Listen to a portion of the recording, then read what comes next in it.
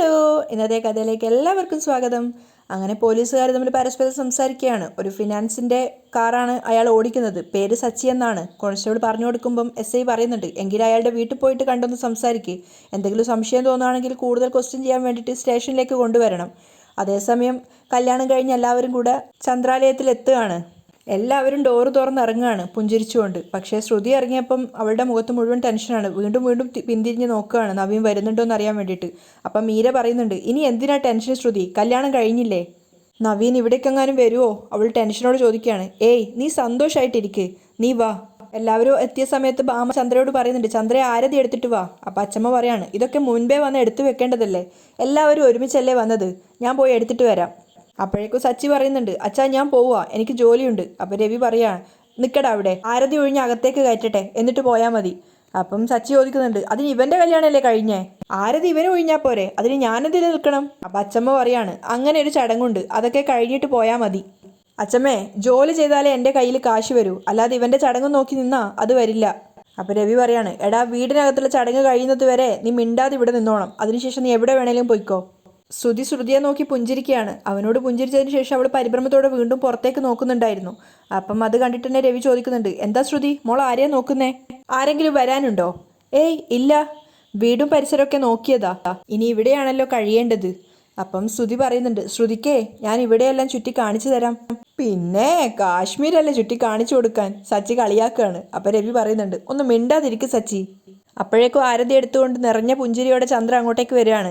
ശ്രുതിയെയും വിളിച്ചിട്ട്, വാ മക്കളെ എന്ന് പറഞ്ഞ് ആരതി ഒഴിയാൻ പോകുമ്പോഴേക്കും അച്ചമ്മ പറയുന്നുണ്ട്, ചന്ദ്രേ നിൽക്ക്. ആരതി തട്ട് രേവതിയുടെ കയ്യിൽ കൊടുക്ക്. അപ്പം ചന്ദ്ര ചോദിക്കുക, എന്തിന് ഇവളുടെ കൈ കൊടുക്കണം? വീട്ടിൽ ആദ്യം വന്ന് കയറിയ മരുമകൾ രേവതിയല്ലേ, അവൾ ആരതി ഒഴിയണം, മുറ തെറ്റിക്കേണ്ട. അപ്പം രേവതി ഇങ്ങനെ അമ്മയെ പേടിയോടെ നോക്കുകയാണ്. അപ്പം അച്ചമ്മ പറയുന്നുണ്ട്, മോളെ രേവതി, ആരതി തട്ട് വാങ്ങിക്കേ. അപ്പം അവൾ വീണ്ടും സംശയത്തോടെ സച്ചിയെ നോക്കുകയാണ്. അപ്പം സച്ചിയും പറയുന്നുണ്ട്, അച്ചമ്മ പറഞ്ഞത് കേട്ടില്ലേ, തട്ട് വാങ്ങ്, ചെല്ല്. അങ്ങനെ മനസ്സില്ലാ മനസ്സോടെ രേവതിക്ക് ആരതി തട്ട് കൊടുക്കുകയാണ്. അപ്പം എല്ലാവരും പുഞ്ചിരിച്ചുകൊണ്ട് നിൽക്കുന്നുണ്ട്. അപ്പം അച്ചമ്മ പറയാണ്, നീയും കൂടെ ചേർന്നൊഴി, അമ്മയല്ലേ പറഞ്ഞത് ഇവക്ക് കൊടുക്കാൻ വേണ്ടി, അവൾ ഒഴിയണം, നീ ഒഴിയണ്ടെന്ന് പറഞ്ഞില്ലല്ലോ, രണ്ടുപേരും ചേർന്ന് ആരതി ഒഴിയേ. ചേർന്ന് നിന്ന് ആരതി എടുക്കാൻ കുറച്ചിലുണ്ടോ നിനക്ക്? അപ്പം അവർ മുറുമുറുപ്പോടെ രേവതിയെ നോക്കുകയാണ്. അപ്പം രവിയും പറയുന്നുണ്ട്, ചന്ദ്രേ അമ്മ പറഞ്ഞത് കേട്ടില്ലേ, ആരതി തട്ട് പിടിക്ക്.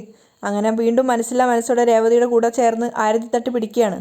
അങ്ങനെ രണ്ടുപേരും ഒന്നിച്ച് ആരതി ഒഴിയാണ്. രേവതി പിടിച്ചതുകൊണ്ട് തന്നെ ആ ഒരു ദേഷ്യവും മുറിവുറുപ്പൊക്കെ ചന്ദ്രയുടെ മുഖത്ത് കാണാനുണ്ടായിരുന്നു. സന്തോഷമില്ലാതെയാണ് അവർ ആരതി ഒഴിയുന്നത്. അങ്ങനെ 3 വട്ടം ഒഴിഞ്ഞതിന് ശേഷം രേവതിയോട് അത് കൊണ്ടുപോയി തട്ടാൻ വേണ്ടി പറയാണ്. രേവതി അനുസരണയോടെ പോകാൻ പോകുമ്പോൾ അച്ചമ്മ പറയുന്നുണ്ട്, മോൾ അവിടെ നിൽക്ക്, എല്ലാം നീ തന്നെ ചെയ്യണമെന്ന് വാശി പിടിക്കുന്നതല്ലേ, നീ തന്നെ കൊണ്ടുപോയി തട്ട്, ചന്ദ്രയോട് പറയാണ്. ചന്ദ്ര മനസ്സില്ലാ മനസ്സോടെ പോയിട്ട് അതിൽ ആരതി തട്ടിലുള്ള ഇത് കളയുകയാണ്. അതേസമയം വലത് കാലെടുത്ത് വെച്ച് രണ്ടുപേരും വീട്ടിനകത്തേക്ക് കയറുന്നുണ്ട്. അപ്പം അച്ചമ്മ ശ്രുതിയോട് പറയാണ്, ശ്രുതിയുടെ കൈ പിടിക്കടാ. അങ്ങനെ ശ്രുതിയുടെ കൈ പിടിച്ചിട്ടാണ് ശ്രുതി അകത്തേക്ക് കയറുന്നത്. ചന്ദ്രയും ഭാമയും അപ്പോഴും പുറത്തു തന്നെയുണ്ട്. അപ്പോൾ ചന്ദ്ര ഭാമയോട് പറയാണ്, കണ്ടല്ലോ അമ്മയുടെ സ്വഭാവം, എന്നെ അപമാനിക്കുക, അതും രേവതിയുടെ മുന്നിൽ വെച്ച്, ഇതാ എപ്പോഴും ഇവിടെ നടക്കുന്നത്. അപ്പോൾ ഭാമ സമാധാനിപ്പിക്കുന്നുണ്ട്, അത് വിടടി, 2 ദിവസം കഴിഞ്ഞ് അമ്മ പോവുമല്ലോ, അതുവരെ നീ ഒന്ന് ക്ഷമിക്ക്.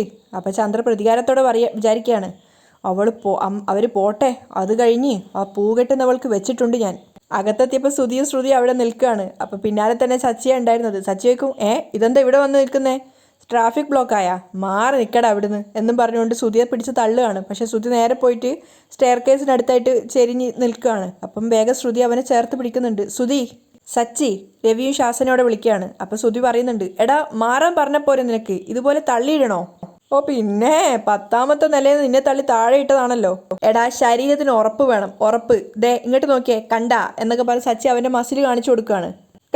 കണ്ടാ എന്ന് പറഞ്ഞ് ശ്രുതിയെ കളിയാക്കുന്നുണ്ട്. അപ്പം ശ്രുതി ഇങ്ങനെ തലതാഴ്ത്തി നിൽക്കുകയാണ്. അപ്പോഴേക്കും രവി വീണ്ടും ശാസനയോടെ വിളിക്കുന്നുണ്ട്, സച്ചി.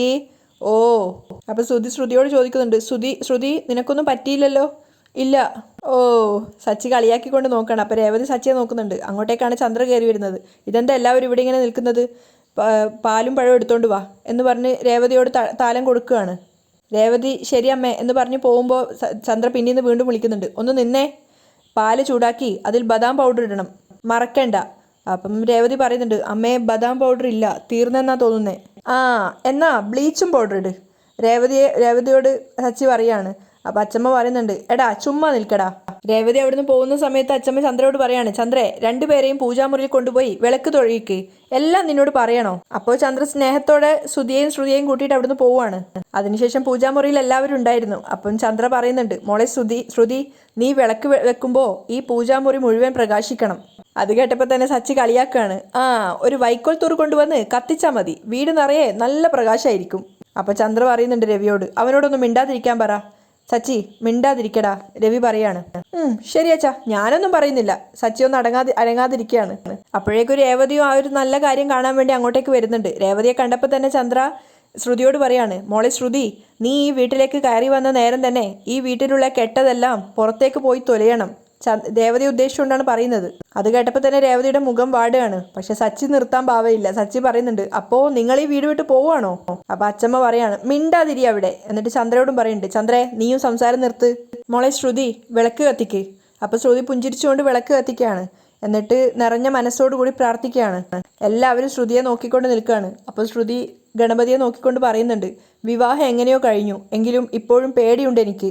പ്രശ്നങ്ങളൊന്നുമില്ലാതെ കാത്തുകൊള്ളണം, നല്ലൊരു ജീവിതം ഉണ്ടാവണം ഞങ്ങൾക്ക്, അനുഗ്രഹിക്കണം ഞങ്ങളെ. രേവതി പുഞ്ചിരിച്ചുകൊണ്ട് ആ ഒരു കാഴ്ച നോക്കി നിൽക്കുകയാണ്.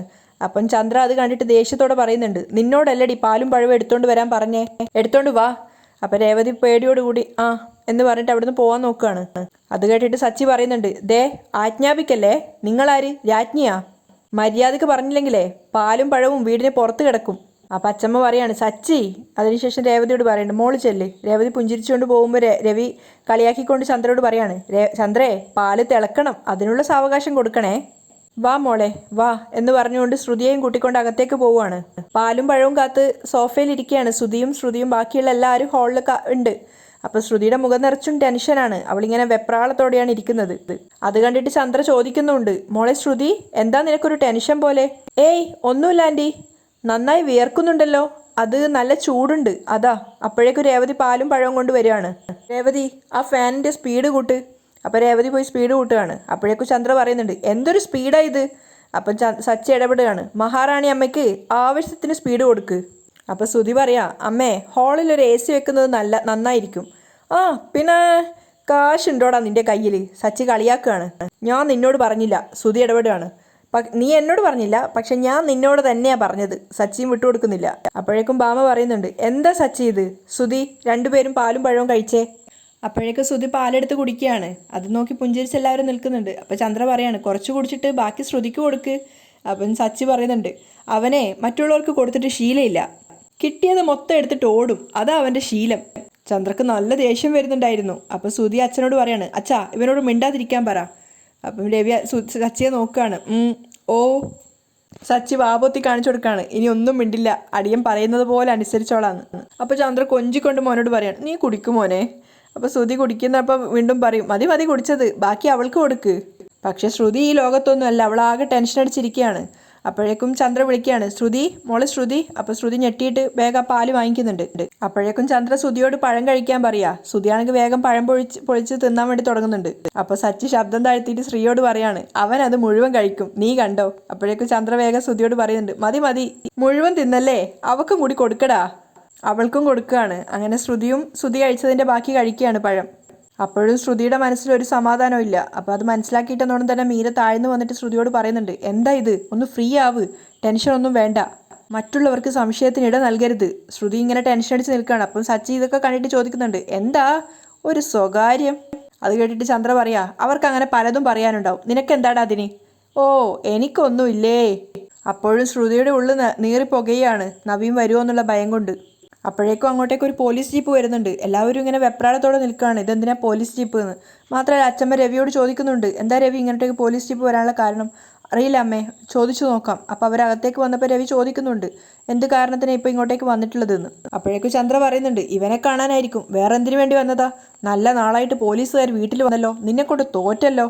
അപ്പോഴേക്കും രവി പറയുന്നുണ്ട്, ചന്ദ്രേ സാർ ആരെ കാണാൻ വന്നതാ? അപ്പം കോൺസ്റ്റബിളും പറയാണ്, സച്ചിയെ കാണാൻ വന്നതാ. അപ്പം ചന്ദ്ര ഒന്നുകൂടെ പറയുന്നുണ്ട്, എന്തായി, ഞാൻ പറഞ്ഞതുപോലെ തന്നെയല്ലേ, എവിടെയെങ്കിലും ചെന്ന് പ്രശ്നം ഉണ്ടാക്കിയിട്ടുണ്ടാവും, മനുഷ്യൻ്റെ മാനം കളയാനായിട്ടുണ്ടായ ഒരു സന്താനം. സച്ചി അപ്പോൾ അമ്മയെ ഒന്ന് നോക്കുകയാണ്, തിരിച്ചൊന്നും മറുത്തു പറയാതെ.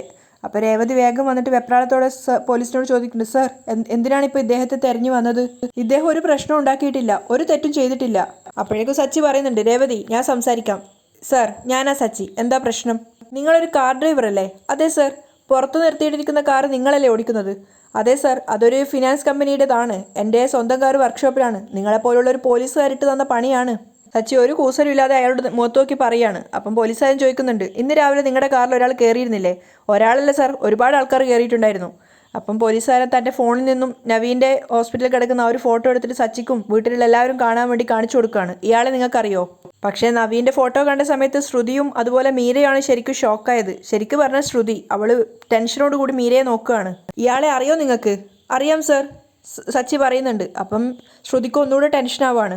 ഇന്ന് രാവിലെ ഇവനെൻ്റെ കാറിൽ യാത്ര ചെയ്തിരുന്നു. ഒരു വൃത്തികെട്ടവനാ, തെമ്മാടി. അയാൾ നിങ്ങൾ തമ്മിൽ എന്തെങ്കിലും പ്രശ്നമുണ്ടോ? അയാളെ കാണുമ്പോൾ ഒരു ഡീസൻ്റാ, അതുകൊണ്ടാണ് ഞാൻ കാറിൽ കയറ്റിയത്. കാറിൽ കയറി ഉടനെ ആർക്കോ അയാൾ ഫോൺ ചെയ്തു. ഒരു പെണ്ണിനെക്കുറിച്ച് അവൻ സംസാരിച്ചുകൊണ്ടിരുന്നേ. വളരെ മോശമായിട്ട് ആ പെണ്ണിനെക്കുറിച്ച് അവൻ സംസാരിക്കുന്നത്. അപ്പോൾ ശ്രുതി പേടിയോടുകൂടി മീരയെ നോക്കുകയാണ്. അപ്പോൾ സച്ചി ബാക്കിയോട് പറയുന്നുണ്ട്, അവളെ ജീവിക്കാൻ അനുവദിക്കില്ല, അവളെ തൂക്കിയെടുത്തോണ്ട് പോവും, ഹോട്ടൽ മുറിയിലെത്തിക്കും. അവിടെ വെച്ച് അവൻ മാത്രമല്ല അവൻ്റെ കൂട്ടുകാരും. ഷേ, അവൻ പറഞ്ഞതൊന്നും ഇവരുടെ മുന്നിൽ വെച്ച് പറയാൻ കഴിയില്ല സാറേ. നാണം കെട്ടവൻ. അത് കേട്ടപ്പോൾ ശ്രുതിക്ക് മനസ്സിലാവും തന്നെക്കുറിച്ചാണ് നവീൻ അങ്ങനെയൊക്കെ സംസാരിച്ചതെന്ന്. കസ്റ്റമർ അല്ലേന്ന് കരുതി ഞാൻ കുറേ ക്ഷമിച്ചതാ. ഒടുക്കം ക്ഷമ നശിച്ചപ്പോൾ കാർ നിർത്തി ഞാൻ പുറത്തിറക്കി അവന് നല്ലോണം കുറേ കൊടുത്തു. സഹിക്കാൻ കഴിയാത്ത വാക്കുകളാ അവൻ ആ പെണ്ണിനെക്കുറിച്ച് പറഞ്ഞത്. നല്ലോണം അടി കൊടുത്തിരുന്നു. ഇനി ഒരു പെണ്ണിനെക്കുറിച്ചും അവനങ്ങനെ പറയാൻ പാടില്ലല്ലോ. ശ്രുതിക്ക് നന്നായിട്ട് മനസ്സിലായി തന്നെക്കുറിച്ചാണ് നവീൻ ആ സമയത്ത് സംസാരിച്ചതെന്ന്. അപ്പോൾ സച്ചി പറയുന്നുണ്ട്, ഒടുക്കാൻ അവൻ ഓടി. ഞാനും കുറേ പിന്നാലെ ഓടിയതാ. അപ്പോഴാണ് അച്ഛൻ വിളിച്ചത്. അവൻ രക്ഷപ്പെട്ട് കാണും സാറേ. അപ്പോൾ ശ്രുതി പറയുന്നുണ്ട്, എടാ അവൻ ഏതോ പെണ്ണിനെക്കുറിച്ച് സംസാരിച്ചു, അതിന് നിനക്കെന്താ? നീ കാരണം പോലീസ് വീട്ടിൽ വന്നു, അതും എൻ്റെ കല്യാണ ദിവസം തന്നെ. അപ്പോൾ സച്ചി ദേഷ്യത്തോടെ ശ്രുതിയുടെ അരികിലേക്ക് വന്നിട്ട് പറയാണ്, എടാ ഏതൊരു പെണ്ണിനെക്കുറിച്ചും അങ്ങനെ പറയരുത്. നമ്മളെ വീട്ടിലെ പെണ്ണുങ്ങളെക്കുറിച്ച് പറഞ്ഞാൽ നീ ചുമ്മാതിരിക്കോ? എനിക്ക് എല്ലാ പെണ്ണുങ്ങളും നമ്മുടെ വീട്ടിലെ പെണ്ണുങ്ങളാ. അവരെ മോശം പറഞ്ഞാലോ ഉപദ്രവിച്ചാലോ ഞാൻ ക്ഷമിക്കില്ല. അതിനെനിക്ക് എന്ത് ശിക്ഷ തന്നാലും എനിക്കൊരു കുഴപ്പമില്ല. ഏതോ ഒരുത്തനെ തല്ലിയിട്ട് വന്നിട്ട് നീ ന്യായം പറയാ? ചന്ദ്ര പറയാണ്, സാറന്മാരെന്തിനാ വന്നേ? ഇവനെ അറസ്റ്റ് ചെയ്യാനല്ലേ? എങ്കിൽ ഈ സമയം കളയണ്ട, ഇവനെ കൊണ്ടുപോയിക്കോ. അത് കേട്ട് രേവതി പറയുന്നുണ്ട്, അതിനും മാത്രം തെറ്റൊന്നും ചെയ്തിട്ടില്ല ഇദ്ദേഹം. അച്ചമ്മയും പറയാണ്, ചന്ദ്രേ, സച്ചി ഒരു തെറ്റും ചെയ്തിട്ടില്ല. പിന്നെ എന്തിന് ഇവനെ അറസ്റ്റ് ചെയ്യണം? സാർ ഇവനെ അറസ്റ്റ് ചെയ്യാൻ വന്നതാണോ? അവർ കോൺസ്റ്റബിളിനോട് ചോദിക്കുകയാണ്. ഞങ്ങൾ അറസ്റ്റ് ചെയ്യാൻ വന്നതല്ല, കാര്യങ്ങൾ അന്വേഷിക്കാൻ വന്നതാ. അപ്പം കോൺസ്റ്റബിൾ സച്ചിയോട് ചോദിക്കുകയാണ്, നിങ്ങൾ ഇതിനു മുമ്പ് അയാളെ കണ്ടിട്ടുണ്ടോ? ഇല്ല സാറേ, ഇന്ന് ആദ്യമായിട്ട് കാണുക. അയാൾ ഏതോ പെണ്ണിനെക്കുറിച്ച് മോശമായിട്ട് സംസാരിച്ചു എന്ന് പറഞ്ഞല്ലോ, അതാരാണെന്ന് അറിയാൻ എന്തെങ്കിലും ഒരു വഴിയുണ്ടോ? ആ പെണ്ണിനെക്കുറിച്ചുള്ള എന്തെങ്കിലും ഒരു ഡീറ്റെയിൽസ് അത് അയാളുടെ സംസാരത്തിൽ നിന്നും കിട്ടിയോ എന്നൊക്കെ കോൺസ്റ്റബിൾ ചോദിക്കുന്ന സമയത്ത് സച്ചി ഇങ്ങനെ ആലോചിക്കുകയാണ്. അപ്പോൾ ശ്രുതി ഇങ്ങനെ ടെൻഷൻ അടിച്ച് നിൽക്കുകയാണ്. ഒപ്പം തന്നെ മീരയും. ശ്രുതിക്ക് ഇപ്പോൾ സച്ചി തൻ്റെ പേര് പറയുമോ എന്നുള്ള ഭയമായിരുന്നു. അവളിങ്ങനെ ശ്വാസം കിട്ടാതെ നിൽക്കുകയാണ്. അപ്പോൾ സച്ചി ഇങ്ങനെ പറയുന്നുണ്ട്, അയാൾ പറഞ്ഞത് വെച്ച് നോക്കുമ്പോൾ സാർ, തന്നെക്കുറിച്ച് ഇപ്പോൾ സച്ചി പറയുന്നു ഭയന്നിട്ട് ശ്രുതി ഇങ്ങനെ സച്ചിയുടെ മുഖത്തേക്ക് നോക്കി നിൽക്കുകയാണ് ടെൻഷനോടെ. അവിടെയാണ് ഇന്നത്തെ എപ്പിസോഡ് വൈൻഡപ്പ് ചെയ്യുന്നത്.